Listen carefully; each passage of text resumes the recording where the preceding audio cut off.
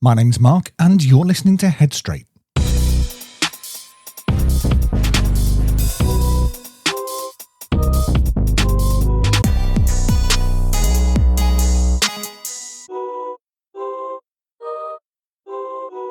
Hello you lot and welcome back. Now today there's a really interesting subject that I want to talk to you about. It's about when you have two feelings that don't seem to belong together. And so the question that's come up is, can you love someone and still be scared of them? Now, a lot of things have happened over the last few months or so to bring this question to my mind. So I've been thinking a lot about it recently. And the more I've sat with it, the more I've realised that it's one of those questions that sounds simple until you actually try to answer it. Can you love someone and still be scared of them? The first time I really stopped and thought about that, my instinct was to think, well, surely those two things shouldn't go together. We grow up believing that love is supposed to feel safe, comforting and reassuring. So if fear is part of the picture, it's easy to assume that something doesn't quite add up. But the more I've thought about it, the more I realised that life doesn't always fit into these neat little boxes that we'd like it to. Maybe you've caught yourself thinking exactly the same thing. I love them, but you know what? They scare me as well. And perhaps almost as quickly, you found yourself arguing with your own thoughts because they don't seem to make sense. Surely, if somebody loves me, I shouldn't be frightened of them. And if I'm frightened of them, perhaps I can't really love them. It feels like one of those statements where one half ought to cancel the other out. The trouble is, that's not how real life always works. Now, one of the things that I notice is that the fear usually isn't there all the time. If somebody frightened us every minute of every day, perhaps we'd find it much easier to understand what's happening. But that's rarely the story people tell.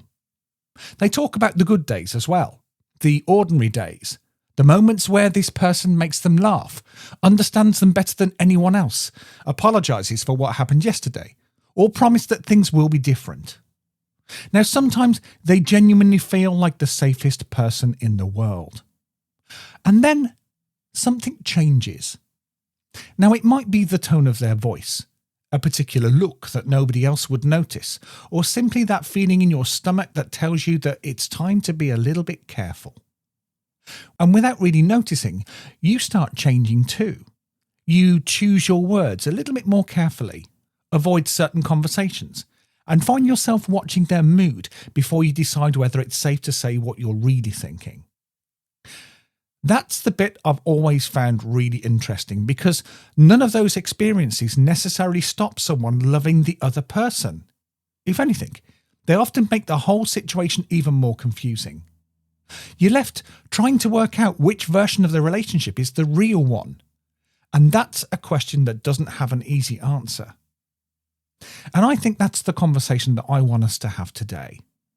Not really a conversation about abusive relationships or warning signs, because I think that would make this episode much smaller than it needs to be. I want us to think about something much more human than that.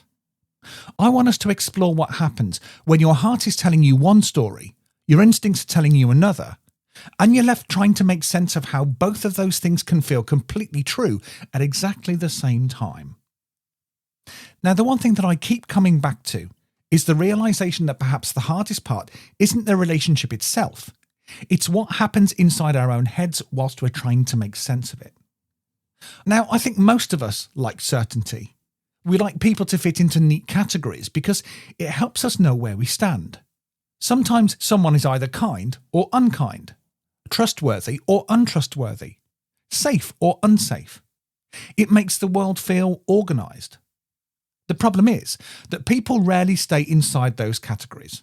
Someone can make you feel completely loved on Monday and leave you walking on eggshells by Tuesday. They can comfort you one moment and unsettle you the next. And when those experiences sit side by side, your brain immediately starts trying to solve the contradiction. Now, I've often wondered whether that's why people spend months or even years trying to work out what kind of a relationship they're actually in. They're not necessarily ignoring what's happening. They're trying to solve a puzzle that doesn't seem to have an answer. Because if somebody can be so kind, how can they also be frightening? And if they can sometimes be frightening, doesn't that mean that all kind moments weren't real?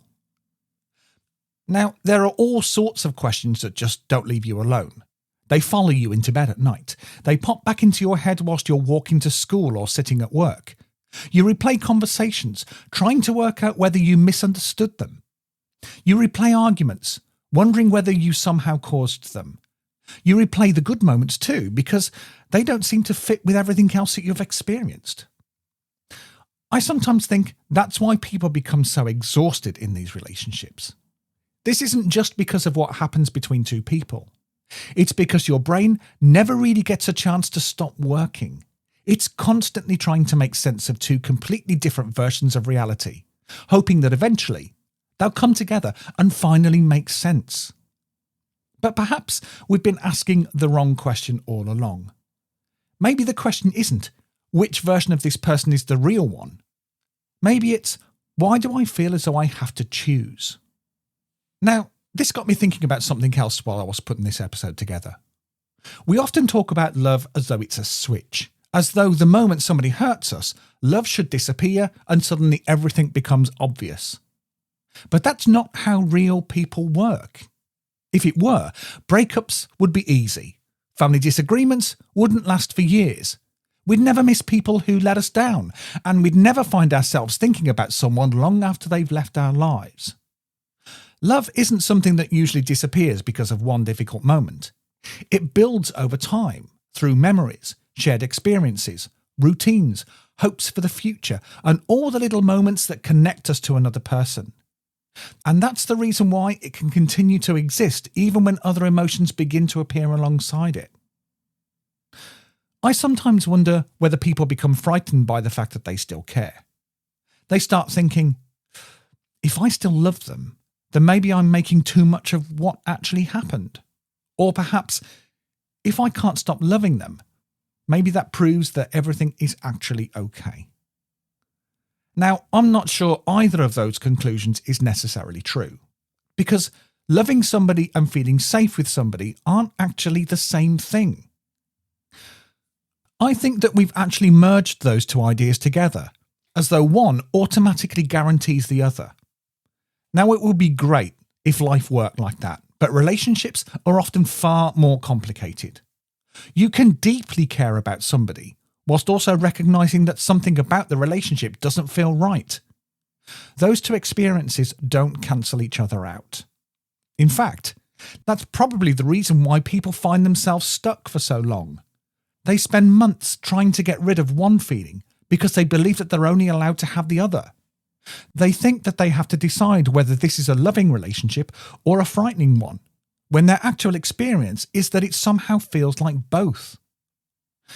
Perhaps that's why this question feels so lonely. It isn't simply that you're trying to understand another person. You're also trying to understand yourself. You're asking whether your own feelings can be trusted when they seem to point in completely different directions. And maybe that's where we need to begin. Not by asking, do I love them? Or even, do they love me? But by asking a quieter question that often gets lost underneath everything else. What happens to me when I'm with them? Because sometimes the clearest answers aren't found in what somebody else says. Sometimes they're found in the person you slowly become around them. And here's another thought. I wonder whether our bodies sometimes understand what's happening long before our minds are ready to catch up. Just think about that for a moment. Have you ever noticed yourself feeling relieved because somebody cancelled seeing you, even though you've been looking forward to it all week? Or perhaps you felt your shoulders tense as soon as you see their name on your phone before you'd even had time to think about why. Maybe you've walked into a room and instantly found yourself checking what sort of mood somebody was in before you decided how to behave. Those reactions happen really quickly. They're often so automatic that we even barely notice them. We just assume that that's how life feels. What interests me is that people often ignore those experiences because they don't fit with the story that they've been trying to tell themselves. If the relationship is supposed to be loving, then why would my body react like this? If they're a good person, why do I suddenly feel on edge? If everything's okay, why do I always feel relieved when I know that they're not going to be there? Now, they're uncomfortable questions because they don't have a simple answer. Now, I want to be careful here because feeling anxious around somebody doesn't automatically mean that they're dangerous. There are all sorts of reasons why we might feel nervous, especially if we've been hurt in the past or struggling with anxiety generally. I don't want this episode to become about distrusting every uncomfortable feeling we ever have. But I also don't think that we should dismiss those feelings simply because they don't fit the version of the relationship we'd like to believe in. Sometimes our bodies are quietly collecting information that our minds haven't quite found the words for. Perhaps that's why so many people say things like, "I knew something wasn't right, but I couldn't explain why." It wasn't that they had evidence that they could neatly lay out on a piece of paper. It was that somewhere inside them something never completely settled. I think we often underestimate just how exhausting that can become. Living with that constant sense of uncertainty means that you're not only trying to understand another person's behaviour, you're constantly questioning your own reactions as well. You stop trusting your instincts because you're forever asking yourself whether you're overthinking, overreacting, or just imagining things. And that's a really difficult place to live. Because once you stop trusting your own judgment, you don't just become uncertain about the relationship, you become uncertain about yourself. One of the reasons I wanted to make this episode is because I think people are often far too hard on themselves when they're feeling confused. We seem to have this expectation that if something is unhealthy, we should recognise it immediately. We imagine that difficult relationships come with obvious warning signs and that if we're sensible enough, we'll spot them straight away. But that's not how life usually unfolds. Relationships don't arrive fully formed. They develop over weeks, months, and even years. They grow through shared experiences, trust, memories, and hope. Sometimes, the things that leave us questioning ourselves don't appear until we've already invested a huge part of ourselves in another person. By that point, you're not just trying to understand what's happening today, you're trying to fit today's experience alongside everything that's happened before it. And perhaps that's why confusion can last for so long. It isn't because you're weak. It isn't because you're naive, and it certainly isn't because you're choosing not to see what's in front of you. Sometimes you're simply trying to make sense of two experiences that genuinely don't seem to belong together. And I think that's a much kinder way of looking at ourselves. Instead of asking, "Why didn't I see this sooner?" perhaps we could ask, what was making this difficult to understand? Now that's a very different question. The first assumes that you failed. The second assumes that there was something genuinely difficult to work out. And that shift really matters. Because when we stop treating our confusion as evidence that something is wrong with us, we create a little more space to become curious about what that confusion might actually be trying to tell us. Now, I've often thought that curiosity is one of the most underrated things that we can bring to our own lives. Not curiosity about the other person. Curiosity about ourselves. Why do I always feel relieved when I leave? Why do I spend so much time trying to predict somebody else's reactions? Why have I slowly stopped saying the things I used to say without thinking? Why do I always feel more like myself when they're not around me? Now, those questions aren't proving anything. They're there to help us notice something. Because sometimes the first step towards understanding a relationship isn't making a decision about the other person. Sometimes it's quietly recognizing what's been happening to you. Now, as I was thinking about how to finish this episode, I realised that we'd spent a lot of time asking this question. Can you love someone and still be scared of them? And the more I thought about it, the more I realised that the answer is probably yes, you can.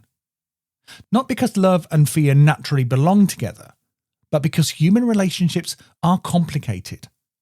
Our emotions don't neatly organise themselves into those little boxes, and they certainly don't arrive in the right order. We can miss somebody who hurt us. We can love someone who's disappointed us. We can care deeply about somebody whilst recognising that being around them changes something inside us. And I don't think there's anything strange about that. What matters is what we do with that understanding. Because perhaps the important question was never whether you still love them. Perhaps the important question is whether the relationship is slowly changing who you are. Have you stopped laughing as much? Have you stopped saying what you really think? Do you find yourself apologising for things that aren't really yours to apologise for? Have you started feeling responsible for somebody else's moods? Have you begun to believe that keeping the peace matters more than being yourself? Now, those are very different questions. They're quieter. They're less dramatic. But I sometimes think that they're far more revealing. Because relationships don't just shape the way that we feel about another person. Over time, they shape the way that we feel about ourselves. And perhaps that's what I want you to start noticing after listening to this episode. Not whether you can prove that somebody else is loving or controlling. Not whether somebody else would agree with your interpretation. Just who do you become when you're with them? Because that's a question nobody else can answer for you. Only you know what it feels like to walk into that room. Only you know what it feels like when your phone lights up. Only you know how much of yourself you've slowly had to put to one side. And sometimes noticing that isn't the end of the journey. Sometimes it's simply the beginning of understanding something that you've been trying to find words for a very long time. Now, if you've been listening to this and finding yourself thinking about somebody in your own life, I don't want to finish by telling you what your relationship is or what you should do next. I don't think anyone can make those decisions for you, especially not somebody that you've never met, talking on a podcast. But I do think there are a few questions that might be worth sitting with. Not because they'll immediately give you an answer, but because they might help you to understand your own experiences a little more clearly. For example, when you're with this person, do you feel more like yourself or less? That's a deceptively simple question, but I think it's a powerful one. Healthy relationships don't expect us to become somebody else. We all compromise, of course we do, and we all adapt to the people that we care about. But there's a difference between growing alongside someone and gradually disappearing inside the relationship. Another question might be this. When something goes wrong, do you feel able to be honest about how it affected you? Or do you find yourself editing what you say, softening your words, or convincing yourself it's probably better not to bring it up? And perhaps one final question. If somebody you cared about described this relationship to you, exactly as you've experienced it, what would you notice that perhaps you've stopped noticing in your own life? Now, that last one is one that I've always found an interesting exercise to do, because we're far more compassionate and perceptive when we're thinking about somebody else than when we are thinking about ourselves. And sometimes creating that little bit of distance helps us to see things that have slowly become normal. Now, I also want to say something that I think is really important. Listening to a podcast doesn't mean that you have to make a decision today. You don't have to leave a relationship because of something that you've heard me say. And equally, you don't have to convince yourself that everything's fine because you can't quite make sense of it yet. Sometimes understanding comes before decisions. Sometimes it takes a while for all of the pieces to settle into place. And I think that's okay. There doesn't have to be pressure to have all of the answers by the time this episode finishes. Sometimes the most important thing that happens is that you finally found some words for an experience that never really made sense before. So, one final thought. As I was coming to this last part, I found myself coming back to the title one last time. Can you love someone and still be scared of them? When I first started thinking about it, I assumed that the episode would end with an answer to that question. But instead, I think it's left us with a much more interesting one. Perhaps the question was never really about love at all. Perhaps it was about permission. Permission to admit that something doesn't feel right, even when you can't explain why. Permission to recognise that caring deeply about somebody doesn't automatically make every part of the relationship healthy. And perhaps, more importantly, permission to trust your own experience, even when it's messy and confusing and doesn't fit neatly into the sort of story you wish you were living. Because life is rarely as simple as we'd like it to be. People don't always fit into categories. Relationships don't always make sense. Our feelings certainly don't arrive neatly labelled. Sometimes we love people who hurt us. Sometimes we miss people we know aren't good for us. Sometimes we feel relieved when somebody leaves the room, and then guilty for feeling relieved in the first place. All of that is part of being human. But if there's one thing that I'd like you to take away from today, it's this. Your confusion doesn't automatically mean that you're misunderstanding the situation. Sometimes confusion is exactly what we would expect to find when someone is trying to make sense of two experiences that don't seem to belong together.